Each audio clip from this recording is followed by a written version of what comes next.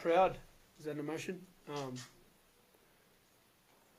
Disappointed for the boys not to get the 2 points, but or one. But probably most of all, like, proud that you get to be involved in that kind of event. We've been involved in a lot of memorable games back end of last year and even this year, and both the games against St Helens this year have been very high level. I think setting the bar for performance in this competition, and I'm privileged to be part of it. And I think both teams can go home feeling like they've done good for the sport. But we're certainly disappointed we didn't take an opportunity or two. But I couldn't be prouder of the way they stuck together, and the players just kept finding it. They just kept finding it. Good plays, good defence, and it's one of those. It's bittersweet. I think you can't feel like a loser going home playing like that, but it's heartbreaking for the players, particularly to not go home with the 2 points as well. I imagine they're all gutted in that changing room. Are those almost the hardest ones to lose? Given that you're up against it with the injuries and the red card and the way the game sort of ebbed and flowed, and to lose it in that fashion. Asking a coach if it's hard losing, every game is brutal to lose. You can look at things different ways, and try and reframe the situation. If St Helens are playing against a team that's lost 3 players in the first, whatever that was, 20, 30 minutes. I'm not sure what the penalty count was. The set restarts disappeared again. All of that stuff that was going against or hard to turn against. We certainly could have.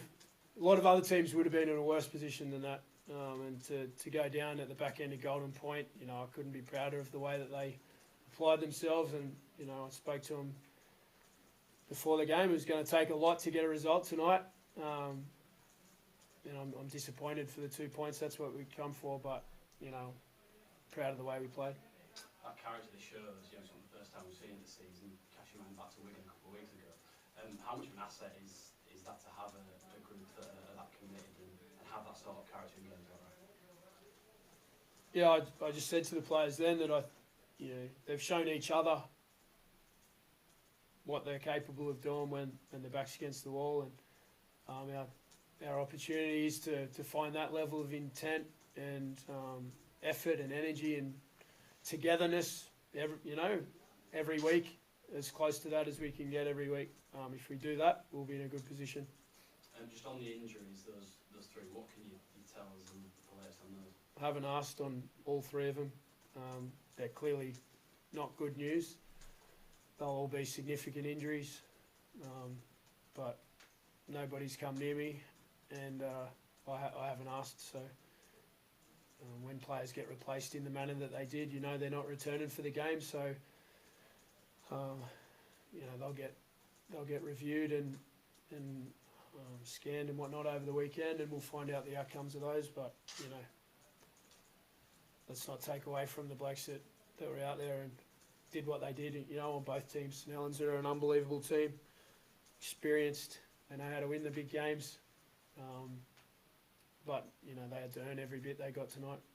Just on how does that change tactically when particularly when you lose your starting halves? Do you play simpler, or do you just ask Richie Miles and Corey Johnsons to do those same sorts of plays?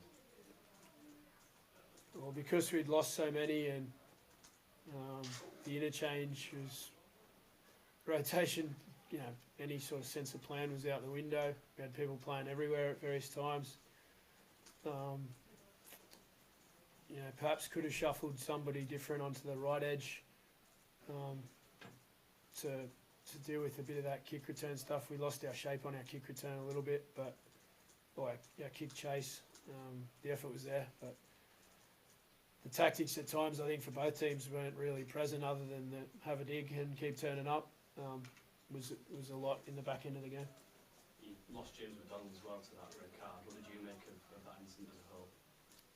I haven't watched it. I turned away, or was focusing on the next thing after the error, and then I think one of the St Helens players was probably given a bit of, they came in.